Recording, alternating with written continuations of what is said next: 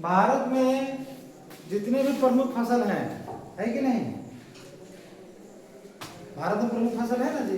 भारत में फसलों का उत्पादन हम लोग करते हैं, उसमें से जो प्रमुख फसलें हैं उनका नाम बताना है। आप लोग बता सकते हैं? चलिए, भारत में उगाए जाने वाले प्रमुख फसलों का नाम बताओ। गेहूं, धान, अरहर, चना, जौ, बाजरा आदि। भारत में उगाए जाने वाले जितने भी फसल हैं उनमें सबसे प्रमुख फसल कौन सा है? चावल सबसे महत्वपूर्ण है। भारत में सबसे अधिक चावल का उत्पादन होता है और सबसे अधिक चावल को ही यहाँ के लोग खाते हैं, है कि नहीं? तो भारत का सबसे महत्वपूर्ण फसल चावल है कि नहीं? चावल खाद्यान्न फसल है जिसको हम लोग खाने में उपयोग करते हैं। तो चावल, गेहूं, मक्का, जौ, ज्वार, बाजरा, है कि नहीं? तिलहनी फसलें, दलहनी फसलें, मोटे अनाज में क्या, जैसे रागी हो गया, है ना, ज्वार हो गया, बाजरा हो गया, मक्का हो गया। मक्का भी मोटे अनाज के अंदर आ सकता है, ठीक है? तो ये सब पेय पदार्थ है। पेय पदार्थ में कॉफी हो गया, चाय हो गया, है कि नहीं? ये सब जो है सो पेय पदार्थ हो गया, है ना। रेशेदार फसलों में जो है सो हमारा जूट हो गया, कपास हो गया, ये सभी हैं, है कि नहीं? नकदी फसलों में किसको शामिल करते हैं? जिनको बेच करके हमको जो है सौ रुपया मिल जाता है। मसाला हो गया, चाय हो गया, कॉफी हो गया, रबड़ हो गया, ये सब नकदी फसलें हैं, है कि नहीं? तो विभिन्न प्रकार के फसलों का उत्पादन हम लोग भारत में करते हैं, ठीक है। लेकिन खाद्यान्न फसलों में सबसे महत्वपूर्ण कौन है? तो चावल है, गेहूं है। चावल, गेहूं सबसे महत्वपूर्ण। उसके बाद मक्का तीसरे नंबर में आता है कि नहीं भारत में? उसके बाद जो है सो मोटे अनाजों में जैसे कि आपका रागी हो गया, ज्वार हो गया, बाजरा हो गया, है कि नहीं? इन सभी में पोषक पदार्थ बहुत अधिक मात्रा में होता है।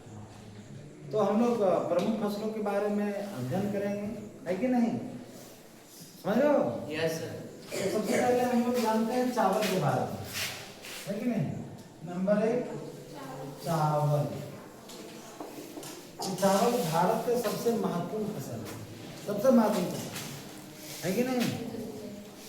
भारत की कृषि का जो प्रचलन है उसमें सबसे महत्वपूर्ण है गहन जीवन निर्वाह कृषि यहाँ पर की जाती है कि नहीं? जिसमें चावल सबसे प्रमुख क्रॉप्स है ना। भारत की जनसंख्या इतना अधिक है, अभी लगभग 150 करोड़ के करीब पहुंचने वाला भारत की जनसंख्या। इतनी भारी जनसंख्या को भोजन प्रदान करने के लिए, खाना खिलाने के लिए जो सबसे महत्वपूर्ण खाद्य फसल है वो है चावल, है कि नहीं? पेट भरने के लिए भारत में चावल का उत्पादन मुख्य रूप से होता है, कम से कम आदमी का पेट भर जाए, क्योंकि भारत में गरीबी भी बहुत ज़्यादा है। अभी भारत में 1% लोग भी हमको नहीं लगता है कि करोड़पति है कि नहीं? 1% का मतलब 1.5 करोड़ लोग हो गए। भारत में 1.5 करोड़ लोग करोड़पति नहीं है, समझ गए? गरीबी यहाँ ज़्यादा है, हम लोग गरीबी से निकलने का प्रयास कर रहे हैं। भारत सरकार जो है सो गरीबी से निकलने का प्रयास कर रही है।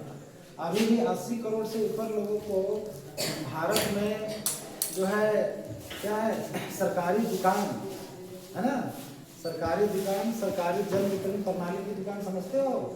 वहाँ से चावल और गेहूं मिलता है पेट भरने के लिए। ये स्थिति है। सरकार का उद्देश्य है, सरकार का टारगेट है कि धीरे धीरे उसको कैसे कम किया जाए, लोगों की इनकम को बढ़ा करके, आय को बढ़ा करके। इसलिए हमेशा जो भी सरकार आती है वो हमारे देश के नागरिकों के रोजगार को सृजित करें, कैसे उनको रोजगार मिले, कैसे उनको काम मिले, कैसे वो 2 रुपये कमाएं, इसके लिए सरकार हमेशा प्रयत्नशील रहती है। और गरीबी रेखा से हमारे लोग धीरे धीरे बाहर निकले, ये प्रयास होता है।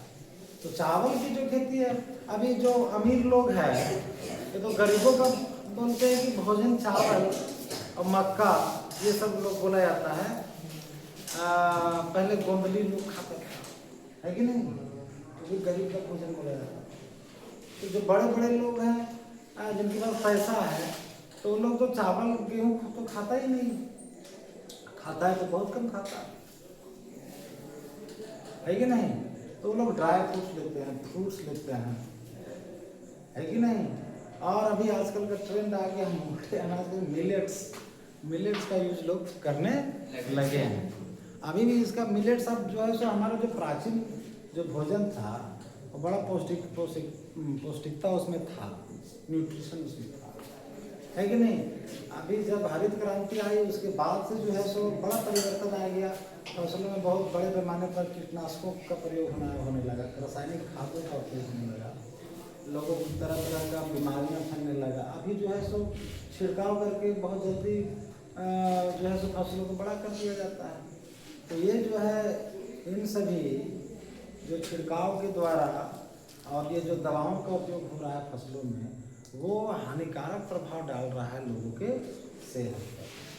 जैसे अभी एग्रीकल्चर में बड़े बड़े जो लोग हैं वो जो है सो प्राचीनता की ओर जा रहे हैं कि हर्बल एग्रीकल्चर चाहिए, हर्बल एग्रीकल्चर, है कि नहीं, जो हमारे यहाँ प्राचीन काल में होता था, ठीक है। लेकिन अभी एग्रीकल्चर में विभिन्न प्रकार की जो क्रांतियाँ आ गई, अलग अलग क्रांति। तो फसल के उत्पादन को बढ़ाना है तो कीटनाशक का उपयोग करो, रासायनिक खादों का उपयोग करो। क्यों? क्योंकि इतने बड़ी जनसंख्या को हमको भोजन प्रदान करना है। इतना ज़्यादा जनसंख्या हो गया, उसको भोजन कैसे मिलेगा? पुरानी पद्धति से करेंगे तो उत्पादन कम होगा, है कि नहीं। वो तो 100% हर्बल होगा लेकिन उत्पादन कम होता है कि नहीं। तो भोजन के रूप में हम लोग जो एक बेहतर बोला जाता है चावल, एशिया महाद्वीप में मुख्य रूप से बोले तो चावल ही मुख्य जो है सो फसल है भोजन प्राप्त करने के लिए। भोजन के रूप में ज़्यादातर लोग उसी का उपयोग करते हैं। उन्हीं में से हमारा जो प्रमुख फसलों का चावल है। कोई भी फसल है तो उसके उत्पादन के लिए कुछ भौगोलिक दशाएं होती है, जोग्राफिकल कंडीशन होता है। जैसे किसी भी फसल को उत्पादन करिए, फिर चावल को ले ले तो चावल को उत्पादन करने के लिए हमारा क्लाइमेट कैसा होना चाहिए, है कि नहीं। क्लाइमेट क्या होना चाहिए, जलवायु कैसी होनी चाहिए, रेन क्या होना चाहिए, वर्षा, है कि नहीं, टेम्परेचर क्या होना चाहिए, है कि नहीं, लैंड का जो है शेप कैसा होना चाहिए, भूमि कैसी होना चाहिए, मृदा सॉइल कौन सा फसल के लिए महत्वपूर्ण है कि नहीं। तो मिट्टी, है ना। उसके बाद जो है सो श्रम, लेबर किस प्रकार का होना चाहिए, सस्ता होना चाहिए, महंगा होना चाहिए। तो ये सारे ज्योग्राफिकल कंडीशन होते हैं। उन्हीं ज्योग्राफिकल कंडीशन में क्या होता है, फसलों का उत्पादन हम लोग कर पाते हैं। अलग अलग फसलों के उत्पादन के लिए अलग अलग ज्योग्राफिकल कंडीशन होता है। और यही कारण है कि भारत में कोई ऐसे राज्य हैं जो फलों का ज़्यादा उत्पादन करते हैं, कुछ स्टेट ऐसे हैं जहाँ पर चावल का उत्पादन अधिक होता है, कुछ ऐसे स्टेट हैं जहाँ पर गेहूं का उत्पादन अधिक होता है, कुछ ऐसे स्टेट हैं जहाँ पर मूंगफली का उत्पादन अधिक होता है, सोयाबीन का उत्पादन होता है अधिक, मोटे अनाज का उत्पादन ज़्यादा होता है, दलहनी फसलों का उत्पादन, तिलहनी फसलों का उत्पादन। अलग अलग कंडीशन, चूँकि अलग अलग फसलों का अलग अलग जोग्राफिकल कंडीशन होता है, उसी जोग्राफिकल कंडीशन में वो फसल डेवलप हो, तो उसी के अनुसार उसी प्रकार के क्षेत्र में और उसी कंडीशन में हम लोग क्या करते हैं, उन फसलों का उत्पादन करते हैं। इसलिए कुछ क्षेत्र ऐसे होते हैं जो किसी खास फसल के लिए फेमस हो जाते हैं। फॉर एग्जाम्पल कि चावल का उत्पादन कहाँ होगा सबसे ज़्यादा, तो भारत के उत्तरी मैदान में जितने सारे स्टेट्स हैं और डेल्टाई प्रदेश और समुद्र के तटीय जो भाग है कि नहीं, वहाँ पर चावल का उत्पादन सबसे अधिक होता है। तो इसमें कहाँ जाएगा, उत्तर प्रदेश, बिहार, पश्चिम बंगाल, असम, है कि नहीं, और जो है सो हरियाणा, पंजाब में थोड़ा बहुत, पंजाब में ज़्यादातर जो है सो गेहूँ का उत्पादन, लेकिन चावल का भी उत्पादन हम लोग करते हैं। हालांकि पूरे देश में, लेकिन फेमस ये है उसमें समुद्र के तटीय क्षेत्र जो है जहाँ डेल्टाई प्रदेश है, वहाँ पर चावल का उत्पादन सबसे ज़्यादा है कि नहीं। अब हम बोलेंगे कि एप्पल का उत्पादन सबसे अधिक कहाँ होगा, तो क्या झारखंड में एप्पल का उत्पादन ज़्यादा हो सकता है, गुजरात में हो सकता है।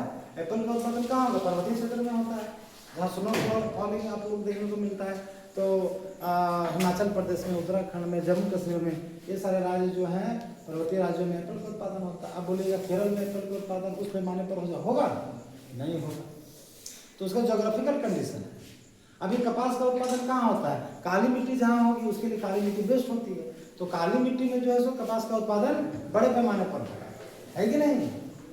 बात समझ आ रही है कि नहीं? गन्ना का उत्पादन भी काली मिट्टी में ज्यादा होता है कि नहीं? तो ये ज्योग्राफिकल कंडीशन के हिसाब से ही फसलों का उत्पादन जो है सो कहीं अधिक कहीं कम होता है, और जहाँ वो बेस्ट प्लेस होता है वहाँ पर सबसे अधिक हम लोग उसका उत्पादन करते हैं। बात समझ में आ रही है? तो है कि नहीं? चाय के लिए क्या है, भूमि कैसा होना चाहिए? ढालूदार होना चाहिए, है ना? उबड़ खाबड़ जमीन जो है सो ज़्यादा महत्वपूर्ण होता है। ठीक है, नेक्स्ट क्लास में हम लोग इन फसलों के बारे में पर्टिकुलर रूप से बात करेंगे। ओके, बहुत बहुत धन्यवाद आप लोगों को। तो समझ